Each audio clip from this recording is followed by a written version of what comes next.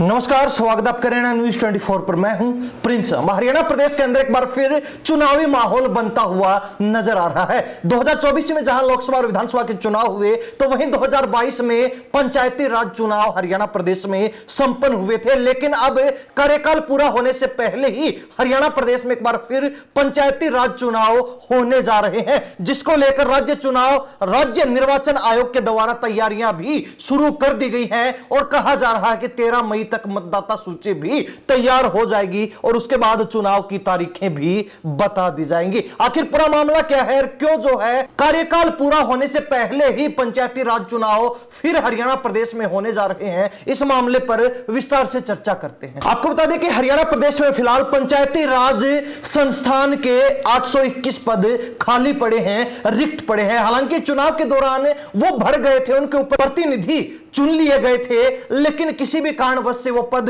खाली हो गए, रिक्त हो गए, जिनके ऊपर अब उपचुनाव होना है। यानी कि हरियाणा प्रदेश में 821 ऐसी जगह हैं जहां पर पंचायती राज संस्थान के प्रतिनिधियों का उपचुनाव होना है, जिसको लेकर राज्य निर्वाचन आयोग ने तैयारियां शुरू कर दी हैं। राज्य निर्वाचन आयोग का कहना है कि 13 मई तक वोटर लिस्ट फाइनल कर दी जाएगी और उसके बाद उपचुनाव को लेकर तारीखों का ऐलान भी कर दिया जाएगा। अब 821 रिक्त पदों में अगर नजर डाली जाए तो सबसे ज्यादा पंच पद रिक्त पड़े हैं, जिनकी संख्या 749 है, यानी कि लगभग 750 पद पंचों के खाली पड़े हैं। तो वहीं 57 पद सरपंचों के भी रिक्त हैं। तो वहीं 15 पंचायत समिति सदस्य भी नहीं है, 15 पंचायत समिति सदस्यों के पद भी रिक्त पड़े हैं। इसके अलावा भी आपको बता दें कि 5 जगह ऐसी हैं जहां पर आम चुनाव होने के, यानी कि 5 पंचायतें ऐसी हैं जहां पर 2022 में पंचायती राज चुनाव नहीं हुए थे और अब जो है वहां पर चुनाव करवाए जाएंगे, जिसमें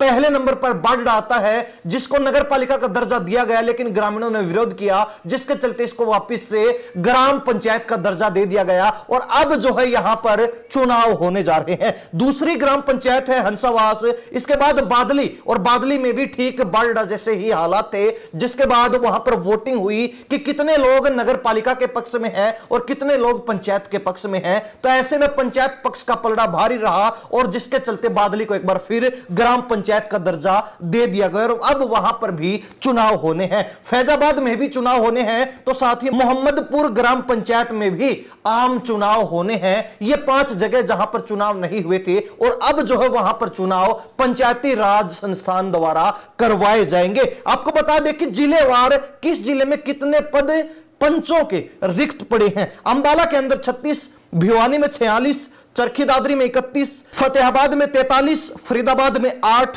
गुरुग्राम में 16, हिसार में 47, झज्जर में 31, जींद में 67 पंच पद रिक्त पड़े हैं। कैथल जिले में 34, करनाल के अंदर 40, कुरुक्षेत्र में 27, नूह के अंदर 44, महेंद्रगढ़ में 33, पलवल के अंदर 33, पंचकुला में 37 पंचों के पद खाली हैं। तो वहीं पानीपत में 28 पद रिक्त पड़े हैं, रेवाड़ी में 23, रोहतक में 22, सोनीपत में 45, सिरसा में 22 और यमुनानगर में 36 पद रिक्त पड़े हैं, जिनको लेकर अब उपचुनाव होने हैं और राज्य निर्वाचन आयोग ने उसकी तैयारी कर ली है। यानी कि हरियाणा प्रदेश में एक बार फिर चुनाव होने जा रहे हैं। हरियाणा प्रदेश में एक बार फिर चुनाव की तैयारियां जोर शोर से शुरू हो चुकी हैं और इसी वर्ष में माना जा रहा है कि ये चुनाव करवाए जाएंगे। जो उपचुनाव होने हैं वो संपन्न करवा दिए जाएंगे। मई महीने के अंदर वोटर लिस्ट फाइनल हो जाएगी और उसके बाद अब कहीं ना कहीं चुनाव को लेकर स्टेप लिया जाएगा। जो रिक्त